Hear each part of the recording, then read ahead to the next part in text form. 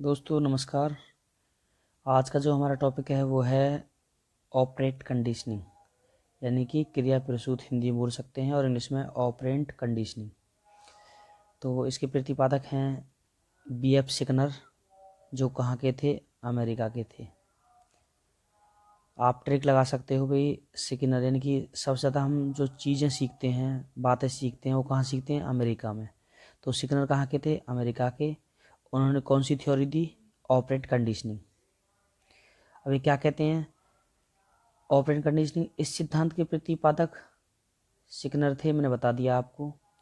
इसके अनुसार वे अनुक्रियाएं, वे कार्य जो जानवर और मानव, हम भी और जानवर भी, द्वारा अपनी इच्छा से की जाती हैं। सबसे इम्पोर्टेंट है इसका, जो अपनी इच्छा पर निर्भर करता है वो ऑपरेंट कंडीशनिंग में आता है, क्रिया प्रसूत कहलाती है। जो भी व्यक्ति अपनी इच्छा से करता है या जानवर करते हैं जो उन्हें पसंद होता है, उसे ही बोलते हैं ऑपरेंट।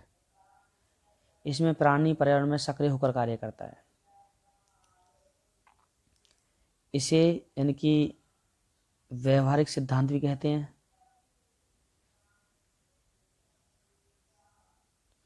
तो सिकनर ने चूहे पर प्रयोग किया था, आप जानते हो। सिकनर ने चूहे पर प्रयोग किया था और कबूतर पर, दो पर किया था। तो सबसे पहले बताता हूँ मैं चूहे की क्या थ्योरी थी।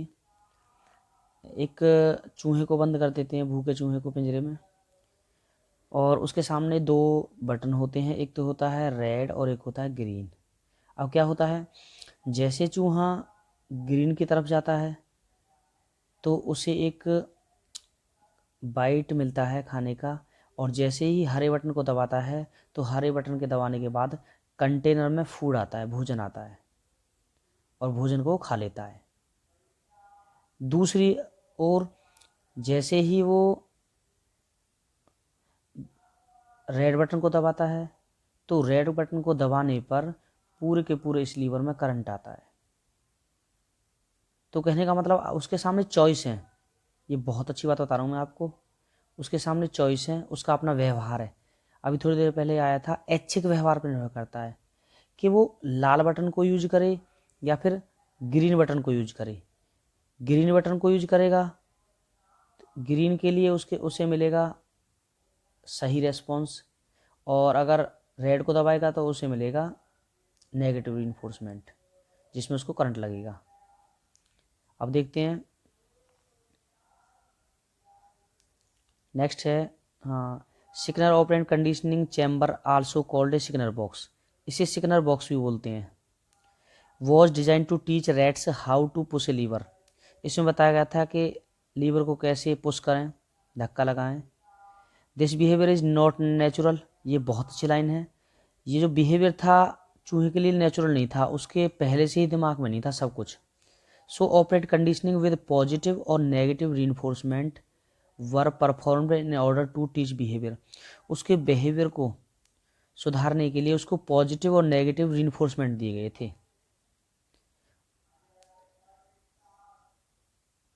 अब देखते हैं क्या लिखा हुआ है। पॉजिटिव रीइंफोर्समेंट में क्या होता है, ए रैट वॉज अवार्डेड, भाई इनाम दिया गया। इनाम में क्या दिया गया, उसे भोजन, जब उसे लीवर को प्रेस किया। और नेगेटिव रीइंफोर्समेंट में क्या हुआ, a rat was able to turn off electric shocks produce by the floor by pressing the lever. कहना चाह रहे हैं कि भाई नेगेटिव में क्या था, या तो करंट लगता था, या किसी और राइटर ने कहा है कि भाई जो करंट था उसमें वो बंद हो जाता था। तो मैं तो वैसे सिंपल तरीके से बता रहा हूँ आपको। पॉजिटिव में इनाम मिलता है और नेगेटिव में आपको सुधार का मौका मिलता है कि आप कैसे सुधार कर सकते हो। नेक्स्ट देखते हैं। अब दूसरा कबूतर पर प्रयोग किया था, तो सिकनर ने कबूतर पर भी प्रयोग किया और चूहे पर भी। कबूतर में वही सिस्टम था। कबूतर में ये रेड बटन था, जब रेड बटन दबाते थे तो करंट लगता था इसमें चैम्बर में, और जब ग्रीन बटन दबाते थे तो ग्रीन बटन दबाने पर इसको मिलता था फूड, कंटेनर में फूड आ जाता था। तो इसके पास भी दो चॉइस थी, पॉजिटिव और नेगेटिव। पॉजिटिव में भोजन आता था और नेगेटिव में वो करंट से बच जाता था। हो सकता है कि इसमें करंट हो और जैसे ही रेड बटन को दबाओगे तो करंट आना बंद हो जाता हो। तो उसकी इच्छा के ऊपर निर्भर करता है कि कौन सा बटन दबाएगा, वो कैसा बचना चाहता है करंट से या फिर भोजन लेना चाहता है। देखो अब नेक्स्ट एक शब्द आया शेपिंग। ये कबूतर के लिए यूज किया गया, सिकनर ने शेपिंग शब्द यूज किया है। शेपिंग को बोलूँ तो पहले स्टेप में give the pigeon food when it turns towards the button. जब यह बटन की तरफ जाता है तो इसे भोजन दिया गया, एक बाइट। तो कहने का मतलब ये हुआ कि जब पॉजिटिव की तरफ जा रहा है तो पहला स्टेप उसको भोजन दिया गया ताकि सुधार हो। दूसरे स्टेप में भोजन दिया गया, give the pigeon food when it walks towards the button. जब बटन की तरफ गया तब भी इसको इनाम दिया गया। तीसरे स्टेप में क्या हुआ, give the pigeon food when raises its head. जब उसने अपनी चोंच उठाई ऊपर की तरफ बटन की तरफ तब भी उसे भोजन मिला। तो छोटी छोटे बातें, छोटे छोटे बिहेवियर जिनसे हमारा व्यवहार सुधरता है, जिनके बाद हमें इनाम मिलता है, उसे बोलते हैं शेपिंग। चौथे स्टेप में क्या हुआ, give the pigeon food when it tapes the button with it speak. जब वह अपनी चोंच से बटन दबा देता है तो उसके बाद उसे भोजन मिलता है। तो छोटे छोटे स्टेप, छोटे छोटे व्यवहार जिसके द्वारा बच्चे का व्यवहार इंक्रीज होता है, उसे बोलते हैं शेपिंग। ऑपरेंट कंडीशनिंग, फिर एक एग्जाम्पल बता रहा हूं मैं आपको। रिवार्ड्स इंट्रोड्यूस इंक्रीज ए बिहेवियर। कहने का मतलब पॉजिटिव में क्या होगा, यहाँ पॉजिटिव बटन दबाया हुआ दिखाया गया आपको। पॉजिटिव में क्या होगा, आपका व्यवहार इंक्रीज होगा, चूहे का व्यवहार इंक्रीज होगा क्योंकि पॉजिटिव दबाया गया तो व्यवहार इंक्रीज हुआ। और एक बात और है, अगर नेगेटिव लाल बटन दबाते तब भी व्यवहार इंक्रीज होता, क्योंकि कहीं ना कहीं गलती जो होती है क्लास में बच्चे की, कॉपी चेक की जाती है, गलती होती है तो उसमें भी बच्चे को बताया जाता है कि बेटा आपने यहाँ पे गलती की है, तो उसमें भी व्यवहार इंक्रीज होता है। तो कहने का मतलब मेरा ये है कि यहाँ चूहे ने बटन दबाया तो उसको भोजन मिला, तो ये इसमें व्यवहार में सुधार हुआ। और अगर रेड बटन दबाता तब भी जो इसमें करंट आ रहा था इसमें, तो वो करंट भी लगना बंद हो गया। तो उसके ऊपर है कौन सा चुने वो, लेकिन दोनों ही कंडीशन में व्यवहार इंक्रीज होगा। और हम अपने ऊपर अप्लाई करें तो बच्चे की गलतियां सुधारने के लिए एक प्रकार से नेगेटिव इन्फोर्समेंट है। बच्चे की गलती होती है उसमें भी तो हम कुछ ना कुछ कमी निकाल कर उसमें सुधार करते हैं। तो नेगेटिव हो या पॉजिटिव इन्फोर्समेंट, दोनों में इंक्रीज होता है बिहेवियर, जबकि पनिशमेंट में डिक्रीज होता है। इसके कम से कम आपको एस्टेट में 9 क्वेश्चन मिलेंगे, जो पिछली बार आए हैं 9 क्वेश्चन आए हैं इसी लाइन से ही, कि पनिशमेंट में हर पनिशमेंट पॉजिटिव हो नेगेटिव हो, व्यवहार आपका डिक्रीज होगा। दंड के कारण, दंड से बच्चा सुधरता नहीं है, केवल बिगड़ता है, जिसको हम बोलते हैं डिक्रीज बिहेवियर। वो जाना छोड़ देता है, पढ़ाई छोड़ देता है। देखो नकारात्मक पुनर्वर्ण में बच्चा गलती छांटने से कुछ में सुधार आता है और उससे उसका व्यवहार इंक्रीज होता है। तो कहने का मतलब नेगेटिव रीइंफोर्समेंट में दोनों प्रकार के में आपका बिहेवियर इंक्रीज होगा। अब बिहेवियर के जो थ्योरी है उसमें 3 शब्द हैं। सबसे पहले स्टिमुलस आएगा नंबर 1 पे, हमारे सामने भूख है तभी तो हम प्रतिक्रिया करेंगे। दूसरे पे रेस्पॉन्स, रेस्पॉन्स का मतलब क्रिया करना, जब भूख है तो भूख के चक्कर में हम कुछ ना कुछ क्रिया करेंगे। तीसरा क्या है, जब हम अच्छा काम करेंगे तो भी इन्फोर्समेंट, और कोई गलती की है तो उससे सुधार के लिए तब भी रीइंफोर्समेंट मिलेगा आपको। तो ये 3 शब्द हैं SRSR। तो सबसे पहले आने वाला है स्टिमुलस, दूसरे नंबर पे रेस्पॉन्स और तीसरे नंबर पे रीइंफोर्समेंट। मेन पॉइंट्स क्या है, इसे व्यवहारिक सिद्धांत भी कहते हैं क्योंकि ये व्यवहार पर निर्भर है, ये व्यवहार पर निर्भर है, इसलिए व्यवहार सिद्धांत कहते हैं। वो नेगेटिव रखेगा तो नेगेटिव और पॉजिटिव रखेगा तो पॉजिटिव। नेक्स्ट है, अच्छे व्यवहार के लिए हमेशा इनाम दिया जाना चाहिए। यानी कि रीइंफोर्समेंट दिया जाना चाहिए, पुनर्बलन दिया जाना चाहिए छोटे छोटे स्टेप के लिए भी। यह अधिगम परिणाम पर निर्भर है, ये बता दिया मैंने, परिणामों पर निर्भर है। अच्छे व्यवहार के लिए अच्छा परिणाम और बुरे व्यवहार के लिए बुरा परिणाम आता है।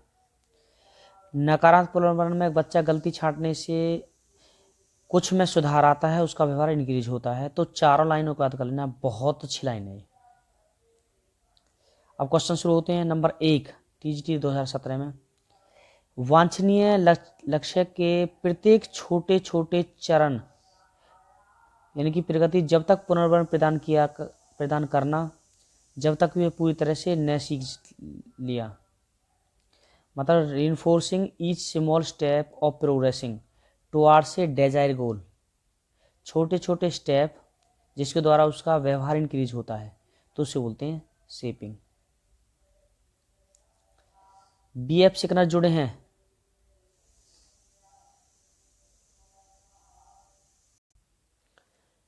बीएफ सिग्नल जुड़े हैं। जो सिग्नल हैं वो इनसाइट थ्योरी से नहीं है, क्लासिकल कंडीशनिंग से भी नहीं है। सही आंसर ऑपरेंट कंडीशनिंग, इससे जुड़े हुए हैं।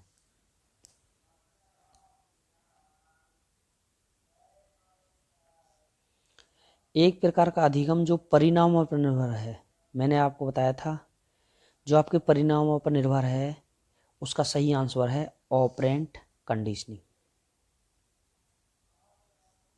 नेक्स्ट, क्रिया प्रसूत यानी कि ऑपरेंट कंडीशनिंग के सिद्धांत का शिक्षकों के लिए निम्नलिखित में से कौन सा निहितार्थ है? मतलब विद्यार्थियों को पर्याप्त अभ्यास करवाना चाहिए, अभ्यास के लिए मना करता है। उचित व्यवहार को पुनर्बलन दिया जाना चाहिए। कहने का मतलब proper behaviour should be reinforced. इसमें ये लाइन सबसे अच्छी है कि अच्छे व्यवहार के लिए इनाम मिलना चाहिए, जिसे बोलते हैं रीइंफोर्स्ड। तो सही आंसर बी। नेक्स्ट, निम्न में से अनुबंधन का कौन सा प्रकार उद्दीपकों के साथ साथ घटित होने पर आधारित न रहकर व्यवहारों के परिणाम पर निर्भर है? मैंने बताया था व्यवहारों का परिणाम पर निर्भर है। सही आंसर है क्रिया प्रसूत। ये लिखा हुआ depends on the effect of the result, जो रिजल्ट पर निर्भर है। अच्छे काम का अच्छा रिजल्ट आता है और बेकार काम का बुरा रिजल्ट आता है। तो ये व्यवहारों के परिणाम पर आधारित है, वो है क्रिया प्रसूत। अधिगम का व्यवहारिक सिद्धांत, मैंने कहा प्रैक्टिकल थ्योरी बोलते हैं, यानी कि बिहेवियर थ्योरी ऑफ लर्निंग। क्योंकि ये व्यवहार पर निर्भर करता है इसलिए इसे बिहेवियर थ्योरी ऑफ लर्निंग भी बोलते हैं। तो ये किस में है? ऑपरेंटिव कंडीशनिंग में। निम्न में से किसने ऐच्छिक व्यवहार उसके परिणामों या पूर्विकता से शक्तिशाली या कमजोर होता है? यानी कि which of the following is voluntary behaviour stronger और वीकर? या तो घटेगा या फिर बढ़ेगा। देन इट कॉन्सिक्वेंसेज और प्रोसीडेंस। तो जो इसका सही आंसर है वो है ऑपरेंट कंडीशनिंग, जिसमें उसका अच्छे व्यवहार परिणामों से या तो कमजोर होगा व्यवहार से या फिर शक्तिशाली होगा। निम्न में से कौन सा उदाहरण क्रिया प्रसूत व्यवहार का नहीं है? भाई इसका ध्यान कर लेना, नहीं पूछा गया है। कांटा लगने पर पैर हटाना, ये ठीक है, क्योंकि लीवर में जब करंट था तो बार बार चूहा पैर हटाता था जब करंट लगता था। खिलौने से खेलना ये गलत। हाथ पैरों का चलाना, चूहे ने भी या कबूतर ने हाथ पैर हिलाए या चलाए। भोजन करना, जैसे ही वो ग्रीन बटन दबाता था तो फूड आता था, तो ये भी है। खिलौने से खेलना नहीं है।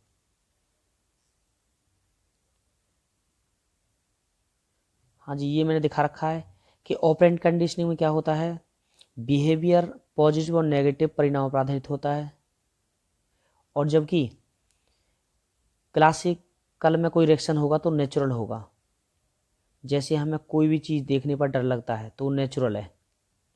और यहाँ पे क्या है, यहाँ पे पॉजिटिव और नेगेटिव कॉन्सिक्वेंसी पर आधारित है।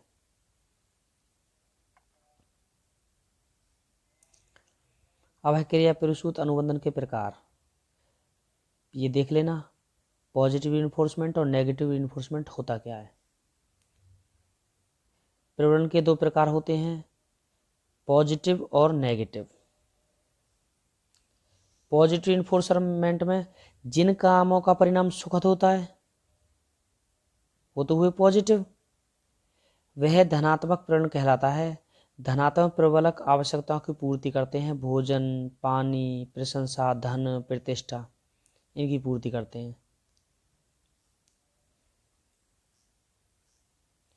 नेगेटिव इन्फोर्समेंट, ये ऋणात्मक प्रवलन अप्रिय उद्दीपक होता है। इसकी सहायता से, हालांकि इस लाइन को मत करना आप, दिक्कत हो जाएगी आपको। इसकी सहायता से व्यक्ति वैसी ही अनुक्रिया करता है जो उन्हें पीड़ादायक उद्दीपक से छुटकारा दिलाती हो। सबसे अच्छी लाइन ये है, किसी भी नेगेटिव चीज से बचने के लिए जो काम किया जाता है उसे बोलते हैं नेगेटिव रीइंफोर्समेंट, या उससे दूर रहने या बच निकलने के लिए जो आप रास्ता चुनते हो उसे बोलते हैं नेगेटिव।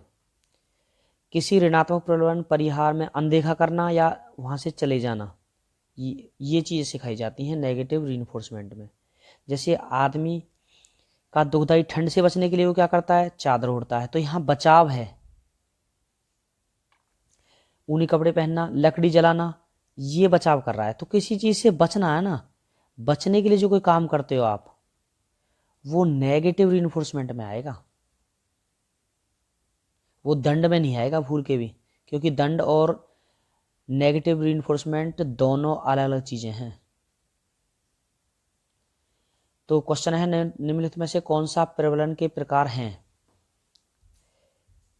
रीइंफोर्स का प्राथमिक नहीं होता, पॉजिटिव रीइंफोर्समेंट होता है, एंड ए बी दोनों ये गलत है क्योंकि इसमें ये गलत है। हालांकि पॉजिटिव रीइंफोर्समेंट होता तब ये ठीक था, लेकिन एंड जोड़ के उसने गलती कर दी, इसलिए कोई भी नहीं आएगा answer, none of these. Positive reinforcement and और, तो इसको मत करके आना भूल के भी। नेक्स्ट, कौन सी घटना नकारात्मक प्रवण का उदाहरण है। देखो, दंड देना, दंड नेगेटिव पुनर्वलन से बिल्कुल अलग होता है, इसलिए दंड अलग है और नेगेटिव इन्फोर्समेंट अलग है। पुरस्कार को रोक लेना, यहां रोक लिया पुरस्कार तो ये भी क्या हो, दंड एक प्रकार से। दर्दनाक उद्दीपक, जो भी तुम्हें कोई चीज दुख दे रही है उसको दूर करने के लिए जो उपाय करते हो वो होता है नेगेटिव रीइंफोर्समेंट। तो सही आंसर 3। अत्यधिक पुरस्कार देना ये पॉजिटिव रीइंफोर्समेंट है। नकारात्मक प्रलोभन को हटाने या दूर करने से, मान लो हमने नकारात्मक प्रलोभन हटा दिया, ठंड लगी और हमने कंबल ओढ़ लिया तो हमने दूर कर दिया, तो इससे हमारे व्यवहार पर क्या प्रभाव पड़ेगा। बच्चा गलती करता है और गलती करने पर हम उसे गलती छांटते हैं, उसे बताते हैं कि हाँ गलती की है, तो उसका व्यवहार क्या होगा, उसका व्यवहार हमेशा वृद्धि होगी, उसके व्यवहार में इंक्रीज होगा। ये मेरी बात इंपॉर्टेंट है, इनको कर लेना। व्यवहार में कोई बदलाव नहीं होता, गलत। विशेष व्यवहार के घटित होने में कमी आती है, गलत। सही आंसर 2। देखो ये डायग्राम है, इस डायग्राम से ही आपके 9 क्वेश्चन आ जाएंगे। जैसे ऑपरेंट कंडीशनिंग, रीइंफोर्समेंट और पनिशमेंट दो प्रकार की होती हैं। पनिशमेंट पॉजिटिव हो, पनिशमेंट नेगेटिव हो, दोनों में आपका व्यवहार इंक्रीज होगा, देख लो भाई। और जबकि दंड में आपका व्यवहार डिक्रीज होगा। इसी लाइन से, इसी पेज से 8-9 क्वेश्चन बन जाएंगे आपके, कि पॉजिटिव हो रीइंफोर्समेंट या नेगेटिव हो, दोनों कंडीशन में बिहेवियर इंक्रीज होता है और जबकि दंड में डिक्रीज होता है, व्यवहार घटता है। नेक्स्ट क्वेश्चन आया था ये टीजीटी 2019 में, जनवरी 2019 में जो टेस्ट हुआ था। जब एक कार चालक कार की सीट बेल्ट बांध लेता है तो तब कार का सीट बेल्ट बजर बजना बंद होता है। तो कहने का मतलब उस बजर बजने से बंद होने के लिए, बचने के लिए उसने क्या किया, सीट बेल्ट बांधी। और किसी से बचना या उसे दूर करना, यह आएगा नेगेटिव रीइंफोर्समेंट में। किसी अनुक्रिया की आवृत्ति को रोकने के लिए किसी अप्रिय उद्दीपक के प्रयोग को कहते हैं, यानी कि presentation of an unpleasant stimulus. कोई भी आपका अप्रिय उद्दीपक जो डिक्रीज, ये शब्द है भाई important, decrease the occurrence of response. Response का मतलब क्रिया, जो भी क्रिया को घटाता है और घटाने में जो आपका व्यवहार डिक्रीज करेगा वो होती है पनिशमेंट। ये शब्द बताएगा आपको हिंदी में, इंग्लिश वाला शब्द बताएगा, केवल हिंदी में नहीं पता चल पाएगी हमको यहाँ पे। तो डिक्रीज होता है इसमें, देखो यहाँ पे बताया था रीइंफोर्समेंट पॉजिटिव हो नेगेटिव हो, आपका बिहेव इंक्रीज होगा दोनों कंडीशन में। और जबकि यहाँ डिक्रीज लिखा हुआ है, और डिक्रीज व्यवहार जब घटता है तो वो केवल पनिशमेंट होती है। इसलिए डिक्रीज पनिशमेंट, आपका बिहेवियर रेस्पॉन्स डिक्रीज हो रहा है। नेक्स्ट पीजीटी 2017 में नकारात्मक पुनर्वन के संदर्भ में कौन सा कथन सही नहीं है, इसका भी ध्यान रखना भाई। नेगेटिव इन्फोर्समेंट के चक्कर में इट इंक्रीज बिहेवियर, तो ये सही है भाई, इसने कह दिया बढ़ाता है। It is not similar to punishment, यह दंड के समान नहीं है, ये भी सही बात है, क्योंकि दंड और नेगेटिव रिइंफोर्समेंट अलग अलग चीजें हैं, इसलिए यह दंड के समान नहीं है, ये भी ठीक है। इट नेवर इंक्रीज, यह कभी नहीं बढ़ाता नेगेटिव रिइंफोर्समेंट बिहेवियर को, ये गलत है, ये बढ़ाता है, जबकि इसमें क्या लिखा हुआ है, इट नेवर इंक्रीज, यह कभी नहीं बढ़ाता। It can be use for, can be use, इसे प्रयोग किया जा सकता है for children with special needs, ये भी ठीक है, तो गलत है आपका थर्ड। नेक्स्ट आपका क्वेश्चन मैं बता रहा हूं आपको जनवरी 2019 में, इसमें से ही क्वेश्चन आए हैं। What is the relationship between negative enforcement and punishment, देखना भाई। Both tend to strength a response, दोनों ही व्यवहार को इंक्रीज करते हैं। स्ट्रेंथ का मतलब इंक्रीज, दोनों तो नहीं करते भाई, ये तो गलत। बोथ टेंड टू वीकन, दोनों ही डिक्रीज करते हैं, यानी कि कमजोर करते हैं। वीकन का मतलब डिक्रीज, किसी भी क्रिया को दोनों डिक्रीज करते हैं, ये भी गलत है। नेगेटिव इन्फोर्समेंट बढ़ाता है व्यवहार को, तो ये सही है। और वेयर एज पनिशमेंट क्या करती है, कमजोर करती है, यानी कि घटाती है, तो सही आंसर 3। वही बात निकल के आ रही जो मैंने डायग्राम में आपको बता दी है, यानी कि दोनों किसी अनुक्रिया को सुदृढ़ बनाते हैं, गलत। दोनों किसी क्रिया को कमजोर बनाते हैं, ये भी गलत। जबकि सही आंसर नकारात्मक तो मजबूत बनाता है, और जबकि दंड किसी को कमजोर करता है, यानी कि डिक्रीज करता है।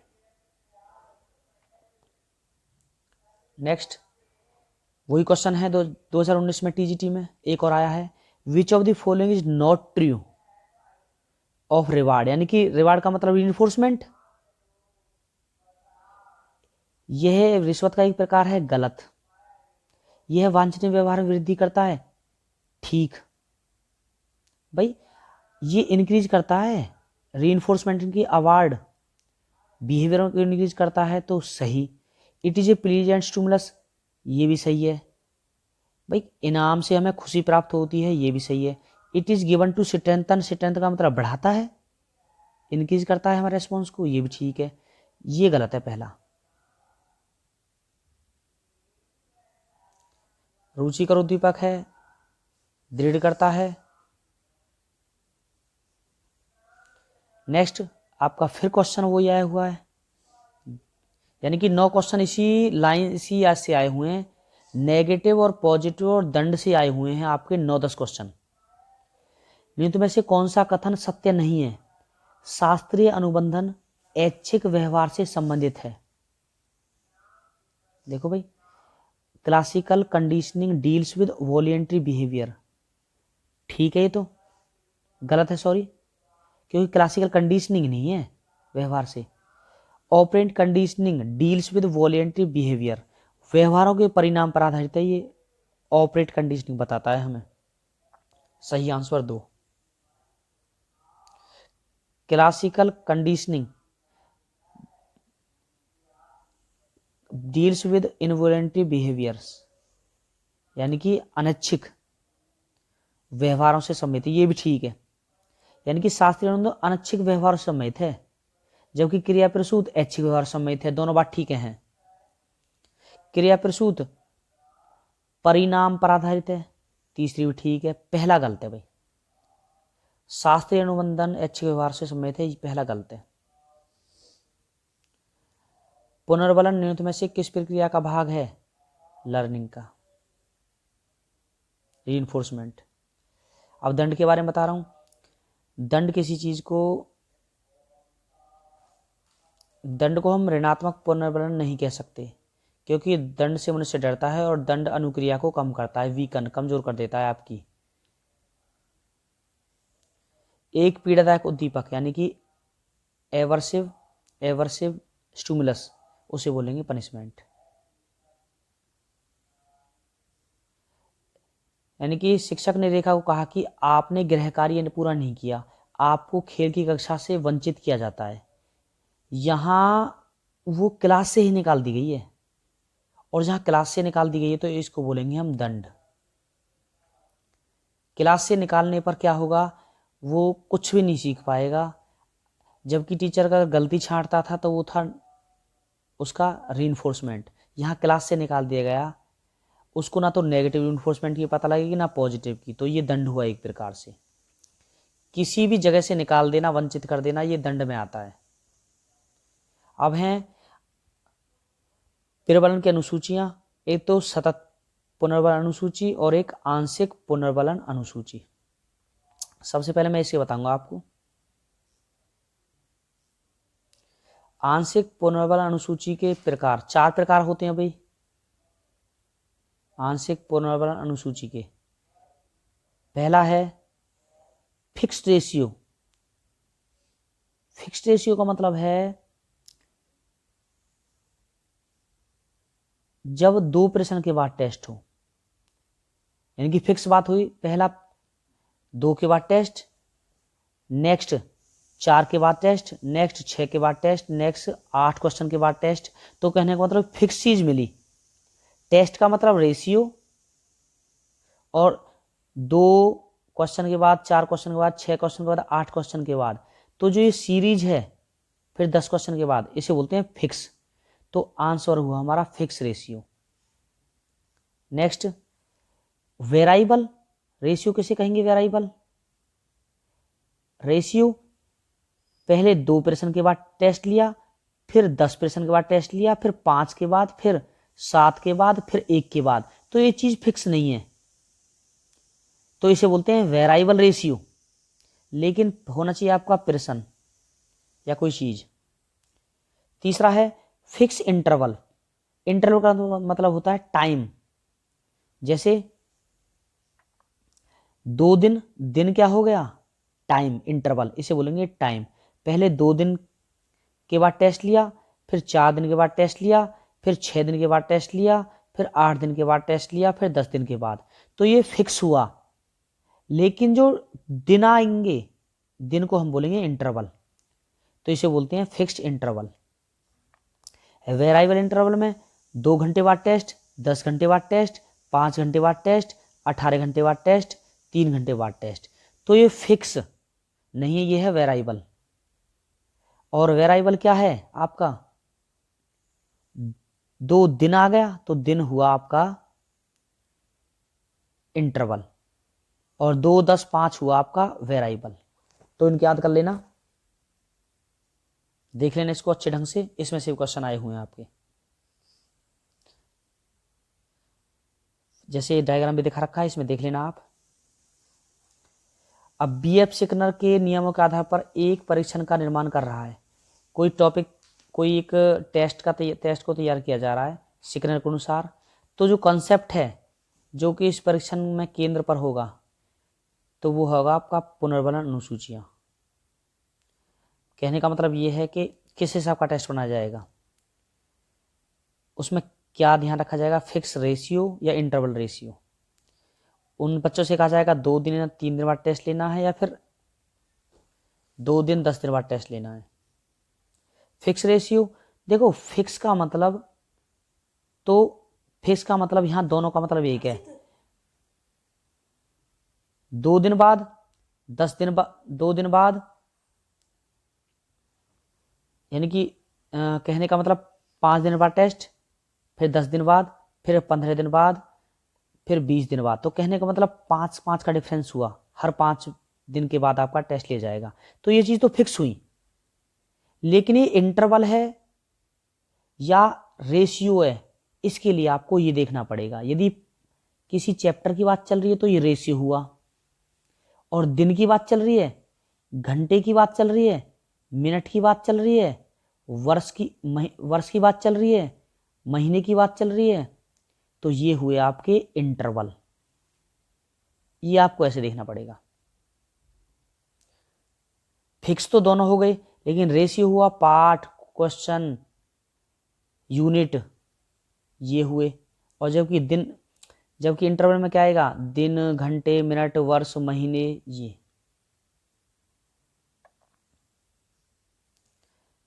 फिक्स्ड में मैंने बता दिया, किसी अनुक्रिया की निश्चित संख्या के पश्चात दिए जाने वाला पुनर्वलन।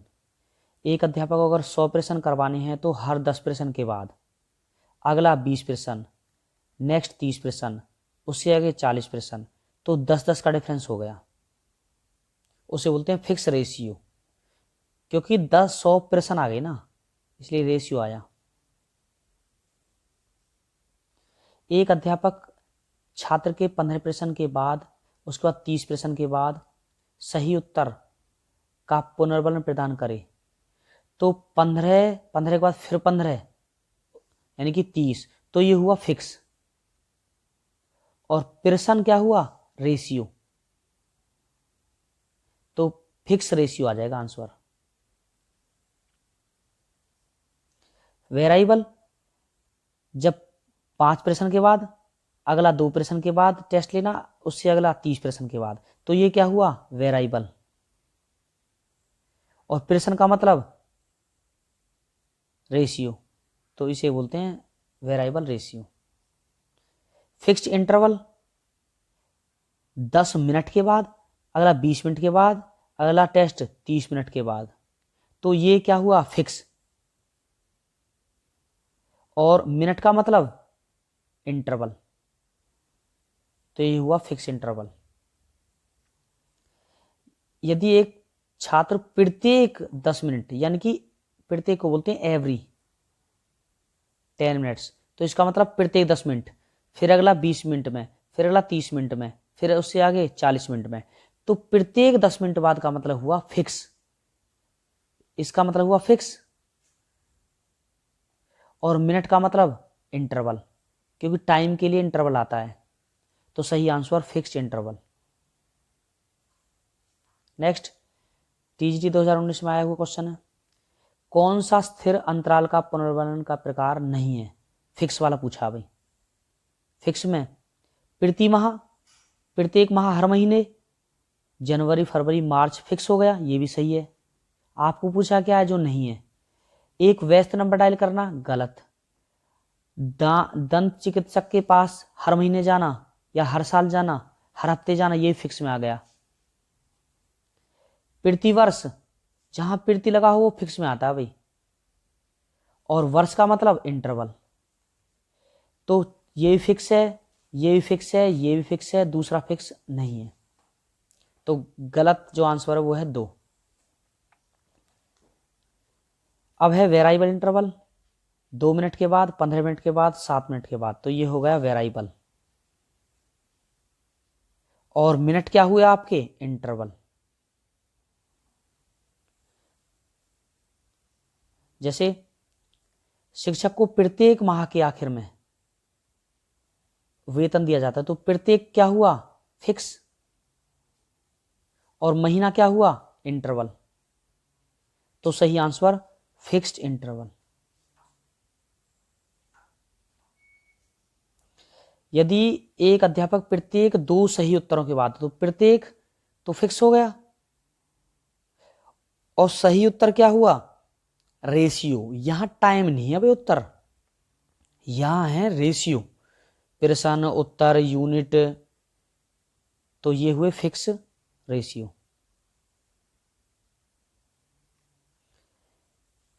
अपनी कक्षा में विद्यार्थियों की प्रगति आकलन के लिए साप्ताहिक क्विज, साप्ताहिक हर सप्ताह कोई काम करवाना, तो ये हुआ फिक्स।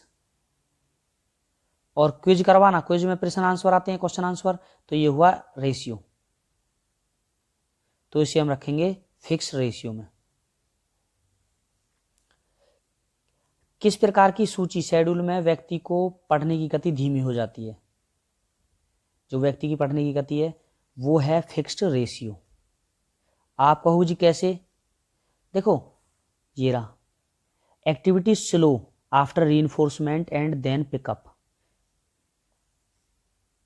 आपको बता रहा हूं मैं, जब बच्चे को पता है 10 दिन बाद टेस्ट होना है, फिर नेक्स्ट 10 दिन बाद टेस्ट दिया, नेक्स्ट होना है अगले 10 दिन में, यानी कि 20वें दिन, तो बच्चा कहीं ना कहीं 8 दिन तक घूमता फिरता है, मजे लेता है कि पता है कि फलाने दिन टेस्ट होगा, 20 तारीख को टेस्ट होगा, 8 दिन तो है मेरे पास। तो इसमें क्या हो जाता है, इसमें थोड़ा स्लो हो जाता है बच्चा।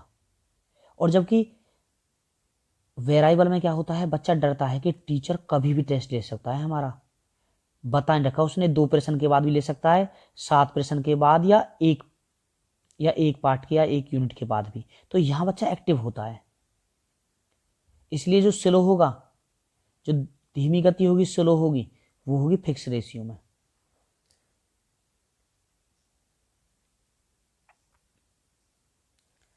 डीएसएससी में आया क्वेश्चन है, type of reinforcement which produce, जो उत्पन्न करता है स्लोएस्ट रेट, ये आ गया, और वो करेगा क्या, फिक्स्ड रेशियो। मैंने बता दिया, जब आपको पहले से पता है 10 दिन बाद टेस्ट है, टीचर ने बता रखा है, तो फिर वो थोड़ा स्लो हो जाएगा पढ़ाई में। अब है पुनर्बलक के प्रकार, रीइंफोर्सर है ये, रीइंफोर्समेंट नहीं है, रीइंफोर्सर। देखो जो नेचुरल चीज है, जो जीवित जीने के लिए चाहिए, उन्हें रखेंगे हम फर्स्ट में, और जिनसे हम नेचुरल चीजों को खरीदते हैं उसे रखेंगे हम सेकंड में। जैसे primary enforcement, something is naturally, जैसे फूड, गर्मी, वाटर। और सेकेंडरी में रखेंगे हम long run, good grades, money, पैसा, एटीएम, जिनसे हमें ये चीज प्राप्त हो। तो जो नेचुरल है वो प्राइमरी, और जो नेचुरल नहीं है, जिनसे हम नेचुरल चीज खरीद सकते हैं, वो हम रखेंगे हम किसमें, सेकंड में। एक वांछनीय व्यवहार के उपरांत शिक्षक बहुत अच्छा कहता है, तो बहुत अच्छा खाने की चीज तो है नहीं, नेचुरल चीज तो है नहीं, ये एक प्रकार से ग्रेड है, तो इसको रखेंगे सेकेंडरी। बस आपका टॉपिक कंप्लीट है, थैंक यू। कोई गलती हो तो माफ़ कर देना, और कहीं ना कहीं गलती दिख रही तो गूगल से पूछ लेना कहाँ गलती है, और उसको ठीक कर लेना। Thank you.